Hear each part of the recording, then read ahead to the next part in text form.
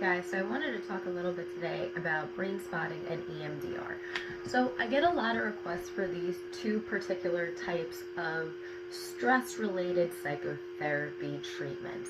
Now, a lot of individuals have a lot of trauma that's happened throughout their lives, and these two I find to be the most effective at treating trauma. Now, don't get me wrong, I am a huge fan of cognitive processing therapy. I am a huge fan of DBT. I am a huge fan of pretty much any evidence-based psychotherapy. But when it comes to brain spotting and EMDR, there's no denying that these two get into the brain in very different ways than other psychotherapy strategies. So EMDR works by bilaterally stimulating the brain.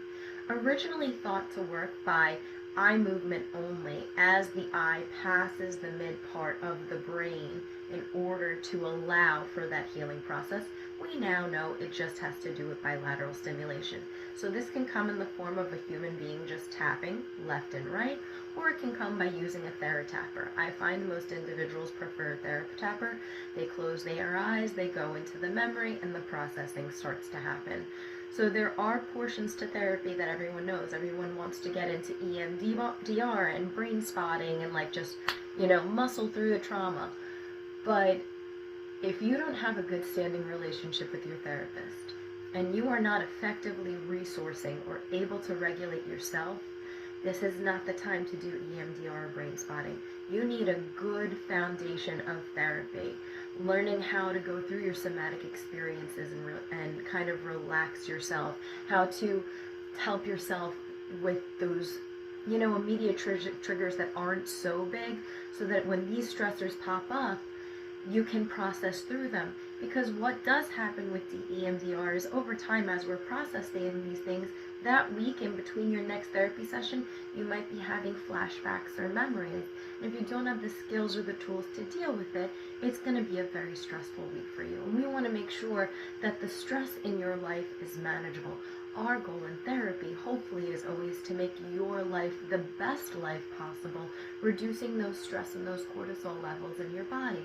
So when it comes to EMDR, an individual comes in, they learn their resourcing, and then we activate a memory center, right? So trauma networks are these isolated networks. Sometimes stress networks that people wouldn't consider trauma networks are also super isolated, and what happens is individuals get triggered, right? So we all hear this word trigger. What does trigger mean, right? So trigger is generally meant for a trauma network that is isolated, alone, and kind of just barricaded off. Then as something comes in that triggers this network, it opens up, there's this gross emotional reaction that ends up happening, and it shuts back down before any logic or reasoning can get into it. So what EMDR and brainspotting do is they have ways to open and hold open these networks. Now EMDR works through the bilateral. So when an individual goes into this memory of the processing center, the bilateral holds this network open, allowing for the logic to seep in. When a person becomes overly emotional, they are right brain heavy. So they're not getting the left or the logic side of the brain. So by EMDR, we're starting to wave back and forth where the logic from the left side is starting to seep in to that right side trauma center. So the way that brain spotting is different is brain spotting is actually the most subcortical of all psychotherapy strategies because it's reaching your midbrain through two different centers, right? So when we're talking about this, and I'll keep it in simple terms, if we're taking it and comes in the visual, and we're taking it and it comes in the body. So you're going in through your visual or your superior colliculi, and then you're going in through the body, which is the spinal thalamic tract. So when we're kind of talking about these two different things that get that activation center, you are now opening the file and holding it open. Now EMDR works through opening the file and keeping it open, allowing the logic in like this. But when you're getting it from two different points in the midbrain, you are really holding that file open to allow all of the processing to start coming through. Now, this works in a little bit of a different way. So there's outside window technique and inside window technique. So outside window technique, the therapist is the expert, right? So they're watching you as you're talking about the stressor, and everybody is drawn to certain visuals. So where you look is how you feel is the premise for brain spotting. So if when you're talking you're looking to the right, the therapist is going to ask you to hold your view there. Hold it there as you're talking about what's happening in the stressful moment and experiencing those body experiences. Holding open what is happening right now. Now with the inside window technique, they're going to be guiding you with a laser pointer or some type of finger pointer, and basically they're going to be asking you, they're going to go x-axis, y-axis, and they're going to be asking you these things of like, when does it feel the most intense? And your body will, when it hits that most intense point, there's sometimes like a little eye reaction or an eye twitch. You notice it, you feel it, they notice it, the therapist notices it.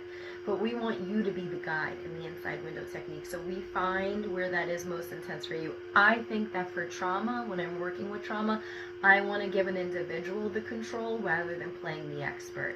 I get to play the expert a lot of times in therapy. This is where, when it comes to trauma, I think that it's really important, just for me as a therapist, for an individual to say when they feel it's most intense, and to be honest about that. So giving them the control over the therapy. When it comes to stressors and traumas, control's been ripped out of lives for so long. It's about really empowering the person to give it back. So I always use little empowerment and mindful techniques in my therapy strategies that are evidence-based. So we're going along the lines, you're finding that most intense spot. So now you're opening the file and you're keeping the file open. So when it comes to these two techniques, what I want everyone to remember is they don't have to be scary. They don't have to be intimidated. And if you have a good therapist, you're going to build a relationship with them for several months before you begin any of these deep churning exercises, sometimes for several years. You're really going to want to have a good basis of those techniques. You're going to want to have a good basis of regulating yourself and feeling like your therapist knows what they're talking about, like they're going to guide you through this process and be there to support you this entire time. Because that's really what it's about in therapy, is really trusting the process and the person that is helping guide you through it, knowing that you are the expert on you, but they might be an expert on a technique. So if you have any questions regarding EMDR, brain spotting, or how they work, I want you guys to know I'm here for you. I'm here and happy to answer any of your questions or to refer you to anyone who's also practicing these things in your area. So don't hesitate to reach out, and hopefully I'll hear from you guys soon.